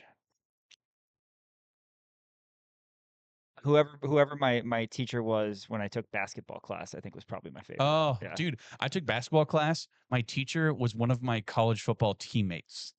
Really? How awesome was that? Nice. I know. He was a running back on the football team. He was a TA though. He was in grad school. Did he also only play 3 snaps in his he career? Actually, he dealt with some injuries. So it was unfortunate. Poor guy. I know. He was a much better football player than I was. My elementary school, I'm going to have to go with Miss Moulin. Shout out to Miss Moulin. I believe she has since passed. Unfortunately, she was awesome. She let us watch Meerkat Manor all the time. She was rolling the TV, man. Just a good time. Let's see. Middle school, I'm going to have to go with, you know what? Shout out to Rob Colvin. Big KU guy. let us The KU teachers are great. I remember he was our math teacher. Like an easy bonding thing. It was Thursday. KU played on a Thursday, I believe, in the NCAA championship. Why is Chris Courtwright not letting you take that day off? So that's the thing, Mr. Cole. We happened to be in his class while KU was playing that day, and he was like, "No class today. We're watching basketball." It was great. It was awesome. But then you missed the rest of the game. I know. It's only 42 minutes. I know. High school, Eric Staub. He was the basketball coach, the baseball coach. I didn't play baseball, but he was also a history teacher. Really good teacher, Eric Staub. And then college, are you opting out? College, Wilson Phillips. Great name. The first introduction, he said, "I want you guys to write down 3 insults about me." Oh my God. And then, so we wrote down 3 insults about him, and then we handed them in, and he read them in front of everybody. Oh my God. One of my insults, I'll never forget this. I said, "Your face is so ugly, your hairline is running away from it." Oh man. Woof. I bet that got a laugh from Yeah, he loved it. No, it was great. He was. I mean, he was a cool guy. He was really awesome. We had like a pizza party. We're like, dude, we're like 21. Yeah. But I was like, hey, I'm not gonna complain. Everybody He loves was great. pizza. Yeah, what a great one. Elliot also asks. He said, a basketball game between Sean's family and Daniel's family. Who's winning and who's playing what position? Dude, you're losing. Are we going extended family here? I think we got. I mean, I'll tell you this right now. I am the best. We both grew up in Catholic households, so we both have a large extended, large extended families. I mean, you have your sister, Cece, and your mom, right? And that's it on the immediate family, right? My sister also has 2 very young children, so I can't imagine that they would be. They're also not very good at basketball. Yeah, I mean, it's hard for a 2 and a 1-year-old to be. This wouldn't be pretty. No, I've got 3 older brothers. That's the thing. You have a lot. They're not necessarily in prime form, but they all played. I have a little semblance. I have a little cousin. His name's Kane. Shout out to Kane. He's a senior at Santa Fe Trail High School right now. Really good athlete. So if we're going extended, I'll probably go with him. I have another cousin. His name's Tanner. He was a state placer in the 100-meter dash, but that was back in the day. He's like in his mid-30s right now, so it'd be a little tougher. Also, he's like big, he's like a buff guy. He got out of. Are you running point? Yeah. Look, here's the thing. Dad, you can be the shooting guard. Nice. Kayla, my sister, not an athlete whatsoever. No, you're gonna wipe the floor. My oldest sister is also not an athlete, but all my other siblings are. Elliot Woody also has another one. He says, who wins an Olympic-style tournament between KU football players, KU men's basketball players, and KU baseball players? So they have to do all of the sports. And he said like soccer, hockey, water polo, different things like that. I'm going with the football team just because of the fact that they have the sheer numbers. Yeah, right? They have 120 guys on the team. Where basketball, they only have 14. Baseball, they have more, but you got to go football, right? Just because there's probably a backup safety who is weirdly good at water polo, Yeah, there's too many guys. It's just the sheer number of guys. It's got to be the football team. One KU men's basketball player who people aren't really talking about that could really be impactful in this because of his athleticism, ability to run, and just, he could shoot too. And you said nobody's really talking about him? Nobody's talking about him. I mean, is anybody talking about Clorizzario? God, you nailed it. Okay, yeah, I would say nobody's talking about him. Yeah. My only concern. I forgot he was on the team. My only concern for football is, Marcus Calvin didn't have a barbell in his high school. Marcus Calvin is back. He's a very strong, powerful man. Is baseball an Olympic sport? It is. So you have Jermaine Dye's kids. That's true. On the football team. That's true, and they did play baseball. They said growing up, not surprising. Yeah, it's got to be the football team, just because of the sheer number of guys. Yeah. Elliot has one more. We'll go through this quick. So, which restaurant chain is incredibly underrated in your opinion, and why? He also says, why doesn't it get the respect it deserves? Really appreciate the food question. Yes. Really underrated restaurant chain. Mm-hmm. Chili's? See, I don't know. Chili's always scares me because I love Chili's. I know, but the price. It's like Is it expensive? $14.99 for a I haven't drink. been there in a while. $70 Yeah. for 2 people last time? Oh, okay. No, out of there. Throwing Chili's out. But that's the thing is I'm also that guy. I mean, if I'm gonna go, I'm gonna get a couple beers. Like I'm not gonna do just water. Criminally Like underrated. And a friend of the show, Jimmy John's. Great choice. Thank you. Great choice. Got to give him a plug. There's They some hooked us other up ones. today. They gave us a bunch of They did. sandwiches for our work event. Sandwiches were delicious. Yes. Shout out to Kelly and Kyle. Love it. Hey, KU mailbag segment. Thank Wait, hold you, on. everybody. Should we do one? We have one more. You want to do one more quick? Real quick. Aaron said, if KU loses the Sunflower Showdown this year, will it be the most painful loss during the 17-year streak? Yes. Probably yes. If we're being honest, yes. Because Kansas is supposed to win this game. The Kansas is supposed to win the last year. last 2 years have been particularly painful, but yeah, Kansas you gotta, State is super down. Kansas is, in theory, up. K-State is not super down, but they're down. Kansas, I don't want Kansas you State is thinking we're going to down, roll over Kansas them. is up. It's the first time in the new booth, too. I would love to see KU win by 3 touchdowns. Just get up early and coast. That'd be great. It'll be the most painful. 11 a.m. a week from Saturday, KU K-State, the Dillon Sunflower Showdown. Also, KU K-State baseball is happening. That's right. A week from Friday, and KU K-State volleyball happening a week from Friday at Fog Allen Fieldhouse. We're going to hear from Tre White after this on ESPN Kansas City and KansasNation.com. Hey, this is Cole Ballard, and you're watching KansasNation.com. John Kellerman and Dan Courtwright back, KansasNation.com. Thanks for tuning in on Rock Chalk Sports. Go to KansasNation.com. We've got all sorts of great coverage. We talked about it earlier. The Jayhawker podcast with Cole Rosario and Samaya Nichols is up there. Haney and the Hawks as well, featuring a lot of Jayhawks. You can watch all of the episodes on KansasNation.com. Of course, Legends of Kansas as well with BMAC and Chris Harris. All sorts of coverage. Everything you need on KansasNation.com. Let's hear from KU presumed starting foreman Tre White, who spoke earlier today. We didn't think you were going to be a starter, but you unlike you, they're looking at it now going, I may go 3 places. Yeah, for real, exactly. Yeah, hearing the younger kids talk, especially the kids who are going like low level D1, they just like, I just want to go here. The kid will go to another school, bigger platform, stuff like that. So I understand where they come from, but to each his own. Another credit side. Oh my God. My fault. Let me just stand up. Yeah, that's good. That's good. The chair's not working. Yeah, no. It's my fault. Real quick on that final thought. How has it helped you the most? Being able to go to different spots. For sure. For me, I feel like I learned at each stop, picked up, a different element that I could take with me. So if I could do it all over again, I wouldn't change anything. I feel like I learned a lot from each coach, each player that I played with. And in this last year, like I said, full circle moment to be able to come back to the school that I really started with, and they had the same vision for me. Is no better story to Obviously, you played with a lot of talented and played against a lot of talented players. How does TB compare to them?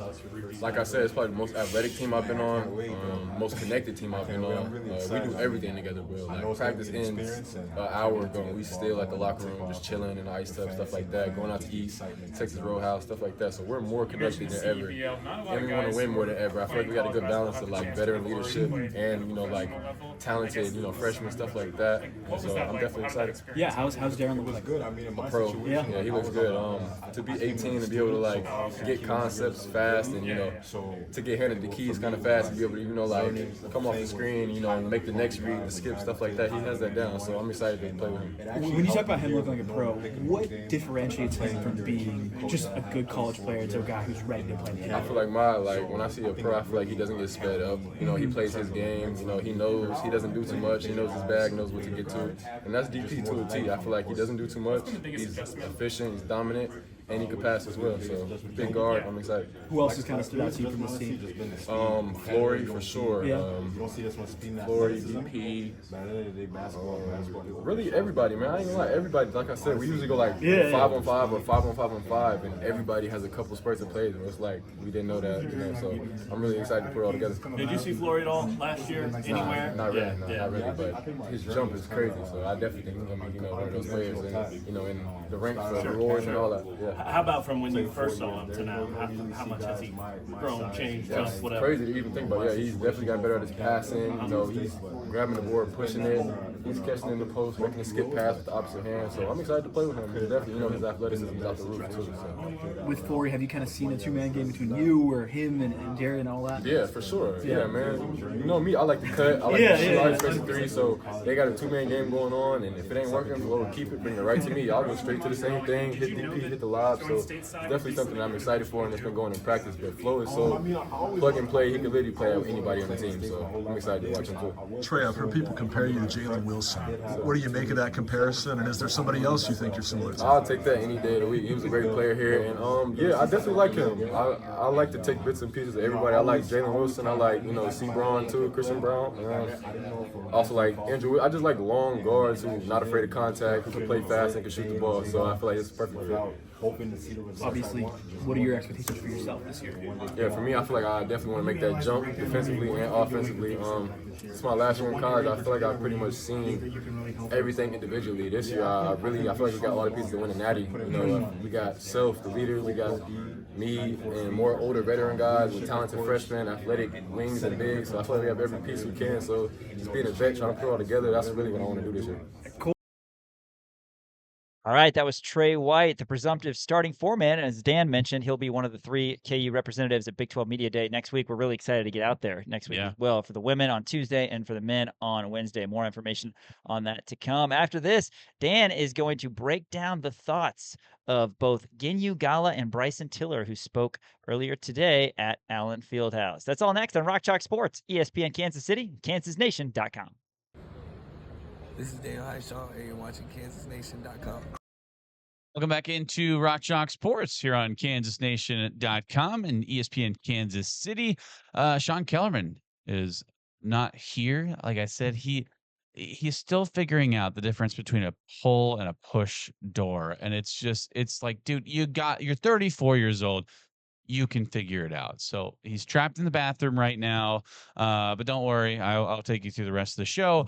Got to hear from Bryson Tiller today. Bryson Tiller is a fascinating character because of the fact that he was such a highly touted recruit coming out of high school, was a top 20 guy, commits to Kansas, comes here early, enrolls in the spring semester, and doesn't play because he redshirts and also because he was injured as well. He's been dealing with injury here and there, presumably 100% good to go. Sean was able to catch up with him earlier today. Let's hear everything Bryson Tiller had to say right now. We're going to be good for this. You got 2 more commits from OTE. Obviously, I wrote a story about kind of the pipeline. How excited is that to get another 2 guys coming from OTE? Yeah, it's definitely cool. I feel like the pipeline for real. But I'm just really focused on this season, looking to get a lot of wins and have a lot of success. 100%. I think you guys are ranked 19th in the Region A people. What do you think about the ranking? You think too low, too high? I really don't think about it, honestly. I'm not really one to like worry about rankings or anything. I'm just looking to compete every day and help our team get wins. Yeah, what are your expectations for yourself this season? What are you working on, and what do you hope to kind of showcase? Definitely my shooting ability. I feel like it's gotten way better, and then my defense as well, playing all positions, and just help my team win any way I can. Yeah, obviously you played with a lot of talented players over the years. How does Darryn Peterson kind of compare to that? Yeah, he's great. He's a very talented player. Yeah, he knows how to get his teammates involved, which I think separates him from a lot of players. So it's definitely fun playing with him. 100%. And who have you kind of gotten close with on the team? Some of the older guys. I feel like Tre White's a good example for me. He's kind of in the same position, so I feel like I learned a lot from him. Yeah. Okay, gotcha. And what do you want Kansas fans to know about you? I'm a fun player. I'm ready to compete and get a lot of wins. Thanks, man. Thank you very much. What's up, Bryson? What up, Brian? How you too? Hey, when you were rehabbing your injury last season, how did you use that time to maybe grow on the mental side of the game, learn the culture and tradition here? How did you make that productive for you? Yeah, it was definitely I feel like it wasn't so much a setback, but an opportunity to learn. I feel like coming in here and getting acclimated to the way things go, the way Coach Self is, I feel like it definitely helped me in terms of when I could get back on the court playing. And then once you were turned loose in the summertime, where do you feel you've come the furthest in growing your game? I feel like skill set wise, my three ball has been a big improvement for me. Just being able to separate myself there and competing on all positions on the floor.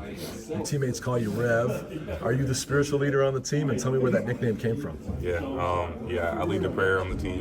Me and Cole Rosario kind of split that job, so I feel like that's something that's really close to me, and I keep God first always. That's awesome. I'm David Lawrence. We've met nice once, but I'll be interviewing you after the game at home. So I look forward to that. Love your spiritual connection. I appreciate it. Yeah. Did you have a favorite scripture that you just lean on? Honestly, Philippians 4:16, but I can do all things within Christ who strengthens me. But I feel like it's a very well known one, but I really truly believe that. I feel like with God, there's nothing that I can do. So I just try to go around and spread that and within my teammates as well. Great inspiration. Thank you very much. Who will Jayhawk fans think that you remind them of? Whether it's an NBA guy currently or somebody from the past, who's your skill set going to remind folks of? Coach Self told me kind of when he was recruiting me more about Marcus or Marquise Morris mixed with Joel Embiid. I feel like those are guys that are very skilled at the size that they have, and I feel like I can do similar things. That was Bryson Tiller addressing the media earlier today. It's going to be interesting to see how he kind of fits into the starting role, right? Because you have Tre White, who is presumably going to be the starter. You at least would assume so, because he's of the fact that he's going to be going to Big 12 Media Day. They usually only send starters and veteran presences, I guess, for the KU men's basketball program. Bryson Tiller could potentially be a fantastic program guy. Also, Tre White, he's going to be gone next year because this is going to be his last go around.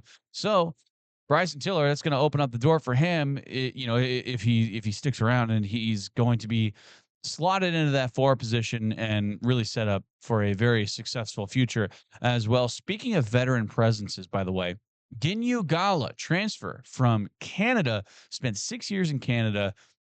Now he is coming down to the University of Kansas, going to be a big-time addition to this Kansas squad. Maybe not on the court initially, but obviously could be a great practice player, could be a great role piece, and a great veteran presence in that locker room as well. Shows some maturity, shows how you're supposed to act. So really excited to see, what Nginyu Ngala can bring to this Kansas team. And Sean Kellerman had an opportunity to speak with Nginyu Ngala earlier today. Let's hear that right now. Talked about playing with the ball in your hands a lot before versus here. Maybe that might not be the case. What's that transition process like?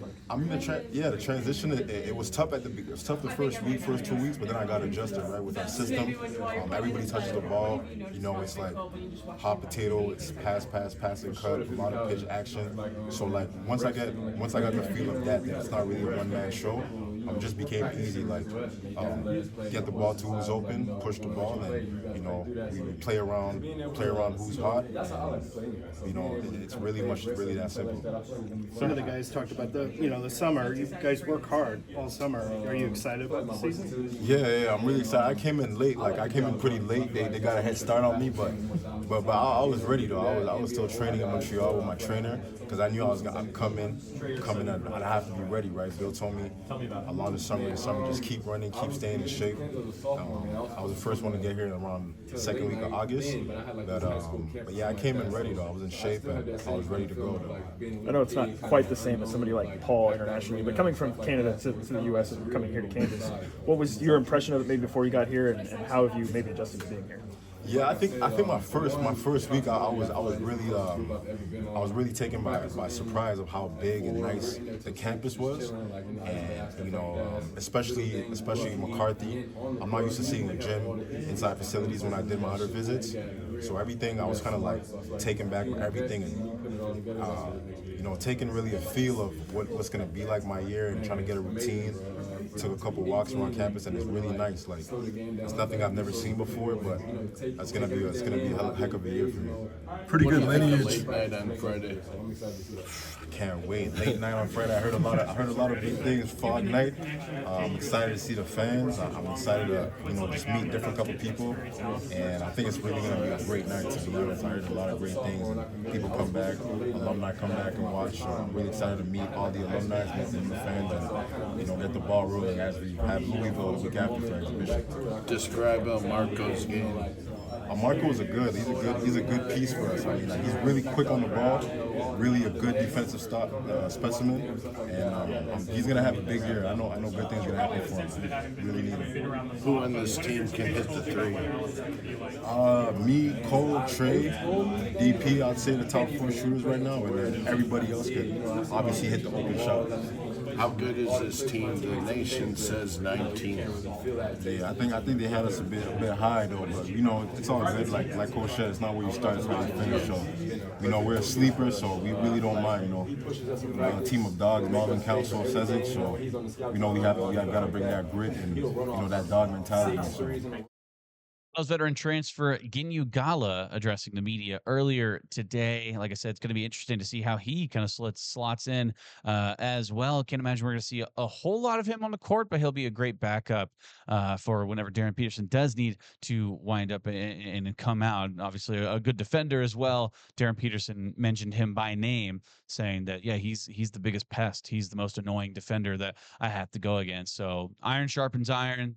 Really glad we got Nginyu Ngala on this program. Hey, tomorrow we are going to be out at Hy-Vee for steak night, $12 steak night out at Hy-Vee. We're going to be doing our show there from 4 to 6. Brian Haney, the voice of the Jayhawks, is going to be out there as well. Joining us, Hy-Vee, they're the title sponsor of Late Night in the Fog. We're going to be out there on Friday doing our show, potentially from here, potentially from there. We're still kind of ironing out those details as we speak, but we're going to have all kinds of coverage for you for Late Night in the Fog. But please come out to Hy-Vee tomorrow. We're going to have a bunch of glasses and Kansas Nation koozies, which we just got printed off. I'm drinking my Diet Coke out of a Kansas Nation koozie right now. We're going to have those out at Hy-Vee. So swing by, come say hi. Going to be doing a draft as well. Going to hear from the 2-time national champion, Hall of Fame head coach Bill Selfs. He addressed the media yesterday as well. And like I said, Brian Haney is going to be out there too. So really excited. Shout out to Keegan and John and all those people out there. A lot of great stuff coming up. Like I said, it's a bye week, but KU soccer going to be taking on West Virginia this weekend, as well as KU volleyball. They're going to have a big time matchup coming up, and KU basketball. It's around the corner, folks. Late Night in the Fog. Get your tickets now. We're going to be out there with all kinds of coverage. For Sean Kellerman, Elijah Schmidt. Easton John was here earlier. Easton John used to run the show. For Elijah Schmidt, Sean Kellerman, I'm Dan Courtwright saying thanks for listening and watching on KansasNation.com. Rock Chalk Sports. We'll see y'all tomorrow at Hy-Vee.